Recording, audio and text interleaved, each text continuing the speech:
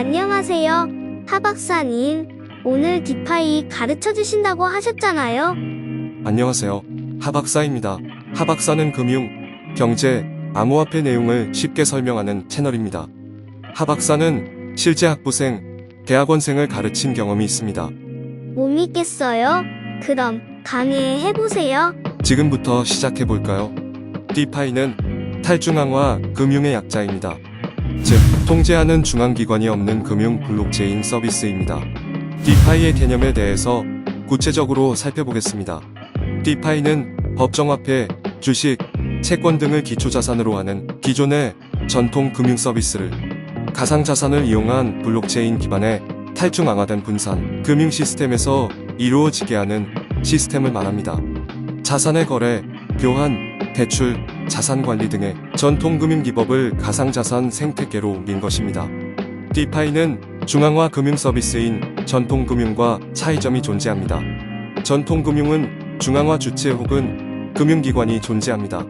이들이 거래 상대방의 매칭, 유동성 공급, 그리고 보안 등의 전체적인 시스템을 관리합니다.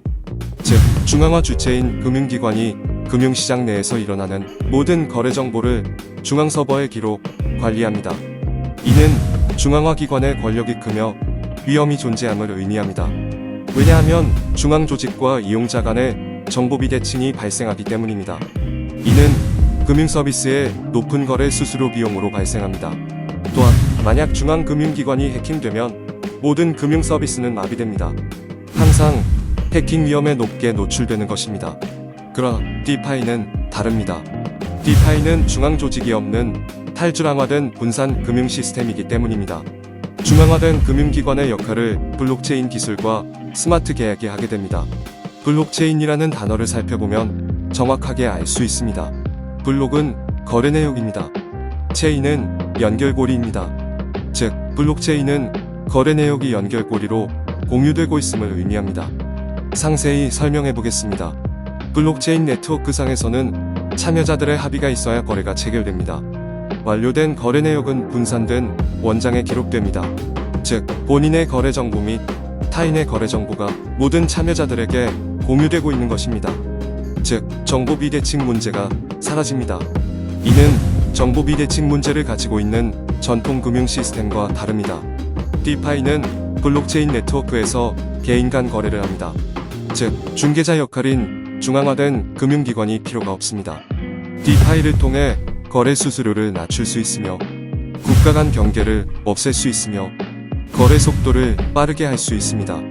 디파이는 또한 전통 금융에 비해 상대적으로 안전성을 갖습니다. 왜냐하면 분산 원장 시스템과 합의 알고리즘이 해킹 및 악의적 거래를 막기 때문입니다. 디파이에서 사용하는 스마트 계약은 금융거래의 신뢰를 증빙하는 주요 수단이 됩니다. 왜냐하면 스마트 계약은 금융거래를 프로그래밍한 전자계약 형태의 자동 체결 시스템이기 때문입니다. 즉, 스마트 계약이 전통 금융기관의 중앙화 역할을 수행하는 것입니다. 디파이의 구체적인 속성을 살펴보겠습니다. 먼저 시파이에 대해서 말씀드리겠습니다. 시파이는 가상자산에 대한 금융 서비스 중에서 중앙화 조직이 존재하는 서비스를 말합니다. 가상자산 거래소를 대표적인 시파이로 볼 수 있습니다. 왜냐하면 업비트, 비썸 등과 같은 가상자산 거래소가 고객들의 법정화폐를 예치하면 그것을 바탕으로 가상자산 매매 서비스를 제공하기 때문입니다. 즉, 전통금융의 법정화폐와 디파이의 가상자산을 동시에 다루기 때문에 시파이가 되는 것입니다. 표를 통해 구체적으로 살펴보겠습니다. 디파이의 이용화폐는 가상자산입니다.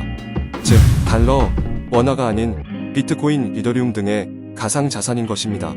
디파이의 중개자는 블록체인 네트워크입니다. 즉, 기존의 전통 금융기관 및 가상자산 거래소와 같은 중앙화된 거래기관이 존재하지 않습니다. 디파이의 이용화폐의 보관은 디파이 전용 지갑입니다. 즉, 중앙화된 전통 금융기관 및 가상자산 거래소에서 보관하지 않습니다. 디파이의 금융 서비스는 예금, 대출, 가상자산 거래, 자산관리 등입니다. 디파이가 기존의 전통 금융 서비스를 대체할 수 있음을 의미합니다. 디파이는 익명 거래를 합니다.